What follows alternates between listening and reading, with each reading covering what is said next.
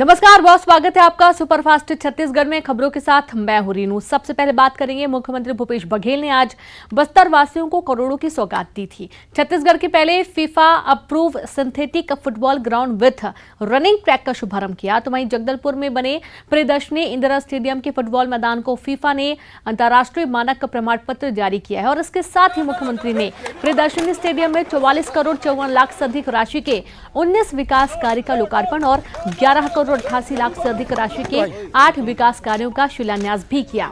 इस मौके पर मुख्यमंत्री ने कहा कि बस्तर में बने खेल मैदानों से यहां के बच्चे नेशनल के साथ साथ अंतर्राष्ट्रीय खेलों में भी अपना नाम रोशन करेंगे और ओलंपिक में भी बस्तर का नाम दर्ज होगा।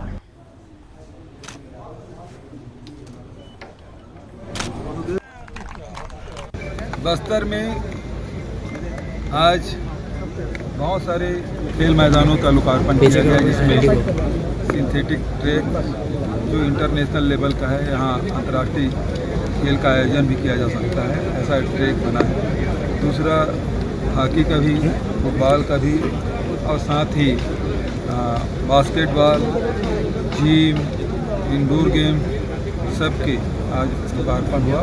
और यहाँ के खिलाड़ियों के लिए बड़ी सौगात, और बस्तर के बच्चे अब नेशनल तो जा रहे थे, इंटरनेशनल भी जाएं और ओलंपिक तक पहुँचे, ये हमारी शुभकामनाएं। बस्तर बदल रहा है, बस्तर बिल्कुल बदल रहा है। और अब बात करेंगे मुख्यमंत्री भूपेश बघेल के खिलाड़ी अंदाज की। जी हां, जगदलपुर में सीएम भूपेश बघेल ने इंदिरा प्रियदर्शनी स्टेडियम का शुभारंभ किया। प्रदेश के पहले FIFA approve synthetic football ground with running track के लोकार्पण के मौके पर सीएम ने एथलीटों के साथ ट्रैक पर दौड़ लगाई और साथ ही खिलाड़ियों के साथ बास्केटबॉल और फुटबॉल भी खेला। बच्चों को जिद पर डुबागुड़ा के सीख केंद्र में बेल से बना बस्तरिया भौरा भी चलाया। रस्सी कूद का भी आनंद लिया। स्टेडियम के अवलोकन के दौरान शतरंज खिलाड़ियों के खेल पर मुख्यमंत्री की निगाहें भी टिकी रही। सामने बिछी बिसात को कुछ पल ठहर कर देखा और बच्चों को बेहतर खेल के टिप्स भी दिए। इतना ही नहीं, भेंट मुलाकात के दौरान भैंसगांव गौठान में मुख्यमंत्री ने गेड़ी का भी आनंद लिया।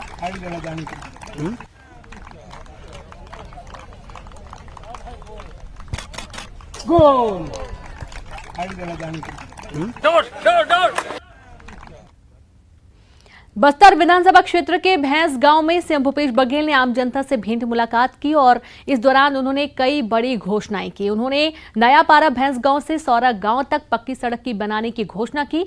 आश्रित गांव सौरापाल के माध्यमिक स्कूल को हाई स्कूल में अपग्रेड करने की घोषणा की। बस्तर डाइट डीएड को बीएड में अपग्रेड करने का ऐलान किया गया। इसके साथ ही चोकर गांव में विद्युत उपकेंद्र बनाने, नंदी सागर गांव में सहकारी बैंक की शाखा खोलने और बड़े चकवा गांव में मिनी स्टेडियम के निर्माण की घोषणा सीएम भूपेश बघेल ने की है।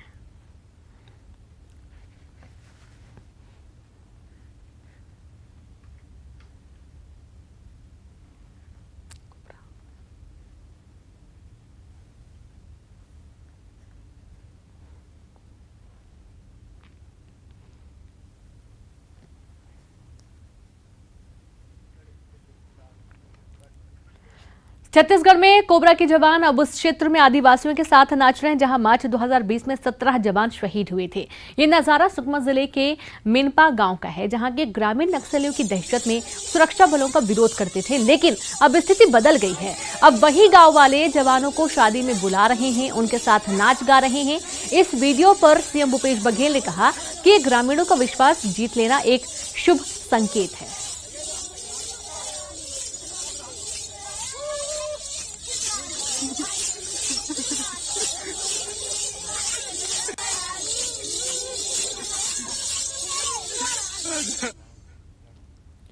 राज्यपाल अनुसुईया उइके के साथ मंत्री मोहम्मद अकबर और रविंद्र चौबे ने मुलाकात की। राज्यपाल से मुलाकात के बाद मंत्री ने कहा कि हसदेव मसले को लेकर कोई बात नहीं हुई है। वन मंत्री मोहम्मद अकबर ने कहा कि नियमितीकरण को लेकर जो कानून विधानसभा में पारित हुआ है उसको लेकर राज्यपाल से चर्चा हुई और जिन भवनों में पार्किंग नहीं बनाए गए उस पर जुर्माना लगाना है और जो राशि जुर्माना लगाने से मिलेगी उसे जिन भवनों में पार्किंग नहीं बनाई गई है उनके लिए पार्किंग की व्यवस्था की जाएगी।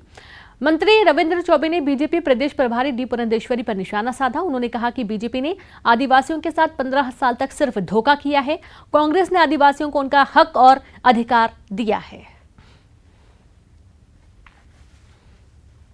ये था कि जो विधानसभा से पारित हुआ था नियमितीकरण का जो कानून था, भवनों का नियमितीकरण, तो उसको लेकर पार्किंग स्थल को निर्मित करने के लिए जिन भवनों में पार्किंग नहीं बनाया गया वो निर्माण कार्य कर लिए, तो उसको शास्ति लगाना है और वो जो राशि शास्ति लगाने के बाद जमा होगी वो राज्य शासन में और उसके बाद वो जिला कलेक्टर को दिया जाएगा। तो जिन भवनों में पार्किंग नहीं हो पाया है उसके वैकल्पिक व्यवस्था उस राशि से की जाएगी। तो उनको एक दो बिंदुओं पर संदेह था, उसको हम लोगों ने क्लियर किया है और अब ऐसा लगता है कि आपसी सहमति बनी। हस्तियों को लेकर कोई बातचीत। छत्तीसगढ़ की पूरी जानकारी आदरणीय पुरंदेश्वरी जी को शायद नहीं है या फिर उनकी पार्टी के लोग उनको गलत जानकारी देते हैं। केवल हसदेव अरण्य के मामले में नहीं, छत्तीसगढ़ के सारे बिंदुओं पे कांग्रेस की सरकार आदिवासियों के हितों को संरक्षण देने के लिए कृत संकल्पित है। पूरे हिंदुस्तान में तेंदुपत्ता का पैसा 2500 रुपया प्रति मानक बोरा से 4000 रुपया प्रति मानक बोरा करने वाली सरकार छत्तीसगढ़ के आदरणीय भूपेश जी की सरकार है। छत्तीसगढ़ के साथ साथ पूरे देश में मोदी सरकार के 8 साल पूरे होने पर कई कार्यक्रम का आयोजन किया गया। छत्तीसगढ़ बीजेपी प्रदेश प्रभारी डी पुरंदेश्वरी ने कहा कि मोदी सरकार के 8 साल पूरे होने पर 15 दिनों तक केंद्रीय योजनाओं का प्रचार प्रसार किया जाएगा और जनता के बीच सभी मोर्चा और प्रकोष्ठ के पदाधिकारी जाएंगे। उन्होंने कहा कि सेवा, सुशासन और गरीब कल्याण की बातों को जनता को बताया जाएगा। हम 15 दिन का एक प्लान ऑफ एक्शन के साथ हम आगे जा रहे हैं। वैसे इस महीने 30 तारीख को हमारे राष्ट्रीय अध्यक्ष श्री जेपी नड्डा जी इन 8 सालों की उपलब्धियां जो है, जो सुशासन मोदी जी के नेतृत्व में एनडीए सरकार ने भारत देश को दिया है, उसको लेकर, उन उपलब्धियों को लेकर एक बुकलेट का लॉन्च किया जाएगा 30 मई दिल्ली में।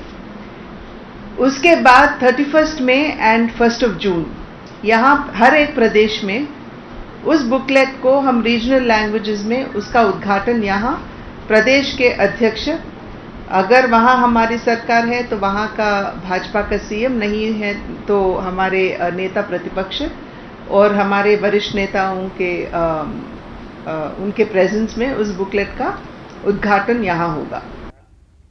और अब बात करेंगे कवर्धा से बड़ी खबर की, जहां विश्वनाथ नायर हत्याकांड मामले की सीबीआई कर रही जांच। मामला राज परिवार से जुड़ा हुआ है। सीबीआई की टीम ने पूछताछ की है। राज परिवार के सदस्यों से टीम ने पूछताछ की। आपको बता दें कि पिपरिया थाना क्षेत्र में हत्या हुई थी। इंदौर में अगस्त 2021 में हत्या हुई थी। इंदौरी में अगस्त 2021 में हत्या हुई थी। बड़ी खबर है कवर्धा से, राज परिवार से जुड़ा पूरा मामला है, जहां पर विश्वनाथ नायर हत्याकांड मामले में सीबीआई मामले की जांच कर रही है और मामला राज परिवार से जुड़ा है। इस वजह से सीबीआई की टीम राज परिवार के जो सदस्य हैं उनसे पूछताछ कर रही है। पिपरिया थाना क्षेत्र में हत्या हुई थी। 2021 का ये पूरा मामला सामने आया है।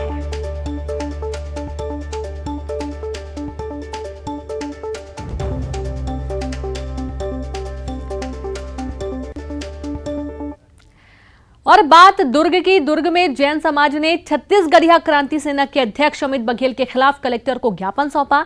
जैन समाज का आरोप है कि अमित बघेल ने जैन मुनियों के खिलाफ अभद्र टिप्पणी की है, जिसको लेकर जैन समाज आंदोलित है। गौरतलब है कि बालोद जिले में आयोजित एक कार्यक्रम में अमित बघेल पर कथित टिप्पणी की गई थी, जिसका एक कथित वीडियो भी वायरल हुआ था, जिसके बाद जैन समाज प्रशासन से कार्रवाई की मांग कर रहा है।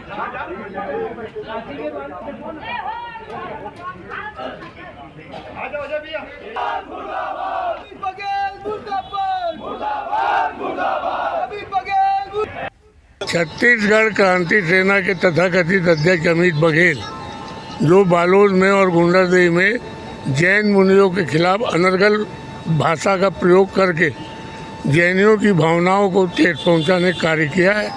पूरा जैन समाज छत्तीसगढ़ का आंदोलित है और अपने अपने जिलाधीश से मिलकर सब ज्ञापन देकर उसके ऊपर कार्रवाई करने की मांग कर रहे हैं।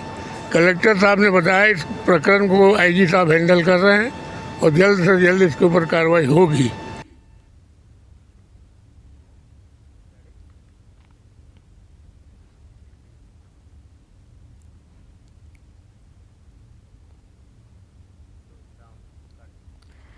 वहीं दुर्ग में जैन समाज ने छत्तीसगढ़ क्रांति सेना के अध्यक्ष अमित बघेल के खिलाफ कलेक्टर को ज्ञापन सौंपा। जैन समाज का आरोप है कि अमित बघेल ने जैन मुनियों के खिलाफ अभद्र टिप्पणी की है, जिसको लेकर जैन समाज काफी आंदोलित है।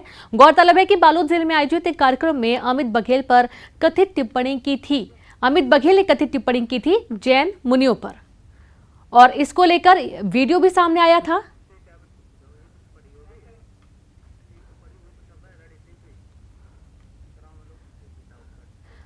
और अब बात करेंगे जशपुर के दुलदुला अस्पताल में डॉक्टरों के साथ मारपीट का मामला तूल पकड़ता जा रहा है। यहां का पूरा स्वास्थ्य अमला एकजुट हो गया। गौरतलब है कि कलेक्टर रितेश अग्रवाल और संसदीय सचिव यूडी मिंज आधी रात 12 बजे निरीक्षण करने पहुंचे थे, और इस दौरान जब कलेक्टर और संसदीय सचिव यूडी मिंज निरीक्षण करने बाहर निकले, इसी दौरान उसी निरीक्षण दल में शामिल एक युवक लौटकर आया और 2 डॉक्टरों के साथ गाली गलौज करते हुए 2 डॉक्टरों के साथ मारपीट शुरू कर दी।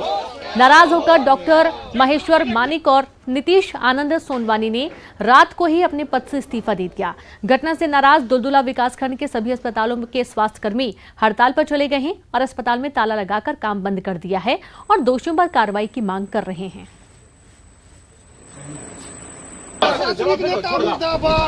और वहाँ पे 2 आदमी जिन्हें जो ज़्यादा नशे में धुत थे और शराब का सेवन किए हुए थे, और डॉक्टर नीतीश के साथ गाली गलौज बदतमीजी करने, काफ़ी ज़्यादा अपशब्द का प्रयोग करने लगे, जिसको मैं वीडियो में बता नहीं सकता हूँ। तो मैंने डॉक्टर नीतीश को बोला कि चलो आप अंदर चलो, यहाँ ये लोग पिए हुए हैं, इनसे उलझने से कोई मतलब नहीं है। जब इनको मैं लेके अंदर जाने लगा तो आदमी दौड़ता हुआ काफ़ी अपशब्द गाली देते हुए, डरपोक डॉक्टर बहुत गंदी गाली देते हुए पीछे दौड़ता हुआ आया और मेरे ऊपर हाथ उठाने लगा। हाथ उठाने के बाद फिर मारपीट करने लगा। विधायक साहब भी आए तो वो भी थोड़ा निरीक्षण करके जा रहे थे, वो सब सामान्य था। लेकिन उनके जाने के बाद जो आदमी लोग थे, उनके कार्यकर्ता लोग, वो आके हमसे बहस कर रहे थे, गाली गलौज कर रहे थे और उल्टा सीधा बोल रहे थे हमको। और उसके बाद जब हम अंदर आने लगे, मानिक साहब के द्वारा बुलाया गया अंदर, तो अंदर आके हमारे साथ मारपीट किया गया। हमारे डॉक्टर बंधु डॉक्टर मानिक एवं डॉक्टर नीतीश आनंद के साथ में मारपीट और गाली गलौज किया गया, जो कि निंदनीय है और हम उसका पुरजोर विरोध करते हैं पूरे इस अधिकारियों कर्मचारियों के द्वारा। और ऐसा कृत्य भविष्य में नहीं होना चाहिए, इसलिए हम चाहते हैं कि इन पे कठोर से कठोर कार्यवाही हो, और जब तक कार्यवाही नहीं होता है तब तक हम लोग काम नहीं करेंगे। अभी तक कहीं सुनने को नहीं मिला है कि ऐसा कहीं पर नेता और प्रशासन के लोग एक साथ निरीक्षण करने पहुंचे हों, और निरीक्षण करने पहुंचे हों तो डॉक्टर को घर से बुलवा के उनके साथ अभद्र व्यवहार, गंदी गालियां, उनके साथ पिटाई, ऐसा कार्य हुआ है। और उन्होंने इस आत्मसम्मान को देखते हुए उन्होंने नौकरी से भी इस्तीफा दिया है, और आज अभी तक इनके खिलाफ थाना में बैठे हुए थे, कोई कार्रवाई नहीं हो रहा था। मुझे कहीं से फोन आया, बोला कि कुछ लोग बाहर बैठ के शराब वगैरह पी रहे हैं, उसमें 2 डॉक्टर भी वहाँ के शामिल हैं। पहले भी शिकायतें आती रही थी और पहले भी वहाँ रजिस्टर फाड़ने वाड़ने की बातें हो रही थी। तो हम अचानक मुझे ध्यान आया, मैं एसडीएम साहब को फ़ोन किया, तो एसडीएम जब आए तो उनके साथ तहसीलदार भी थे। हम लोग चलिए यार हॉस्पिटल से ऐसे कुछ है मामला, चलो देख के आते हैं। जब हम हॉस्पिटल पहुंचे तो पता चला हमारे जिला कलेक्टर रितेश अग्रवाल पहले ही वहाँ पहुंचे हुए 10-15 मिनट पहले, तो वहाँ गए तो असहज तो थे दोनों डॉक्टर्स। जशपुर के दुलदुला सामुदायिक स्वास्थ्य केंद्र में कल देर रात जशपुर कलेक्टर और संसदीय सचिव यूडी मिंज यहाँ का आकस्मिक निरीक्षण करने पहुंचे थे। इसी दौरान जो है उस निरीक्षण दल में शामिल कुछ युवकों ने यहाँ के डॉक्टरों से मारपीट की, और डॉक्टरों से मारपीट के बाद नाराज डॉक्टरों ने अपने पद से रात को ही इस्तीफा दे दिया था। इस घटना के बाद सुबह जो है दुलदुला विकासखंड के सारे जो स्वास्थ्यकर्मी हैं वो एकजुट हो गए और एकजुट होकर थाने पहुँचे, और जो अस्पताल है दुलदुला विकासखंड के सारे अस्पताल बंद हो चुके हैं। आप तस्वीरों में देखिए, इस वक्त हम खड़े हैं दुलदुला के सामुदायिक स्वास्थ्य केंद्र में, और आप यहां पर देखिए कि यहां पर जो है दरवाजे पर ताला लटका हुआ है, और यहां से सारे कर्मचारी जो हैं वो जो है थाने पहुंचे हुए हैं अपनी मांगों को लेकर। और इनकी मांग है कि जो इस घटना घटना में शामिल जो दोषी व्यक्ति हैं उनके खिलाफ कड़ी से कड़ी कार्रवाई की जाना चाहिए। और अस्पताल बंद होने से मरीजों को खासी दिक्कत हो रही है, क्योंकि जो विकासखंड है, विकासखंड के सभी उप स्वास्थ्य केंद्र, प्राथमिक स्वास्थ्य केंद्र और सामुदायिक स्वास्थ्य केंद्र बंद हो चुके हैं, जिसकी वजह से मरीज खासे परेशान हैं और मरीज जो है दूसरे जगह अस्पताल में जाकर अपना इलाज कराने को मजबूर हैं। बहरहाल अब देखना होगा कि इस मामले में प्रशासन क्या रुख करता है और दोषियों के खिलाफ क्या कार्रवाई की जाती है। दीपक सिंह, न्यूज़ 18 छत्तीसगढ़, जशपुर।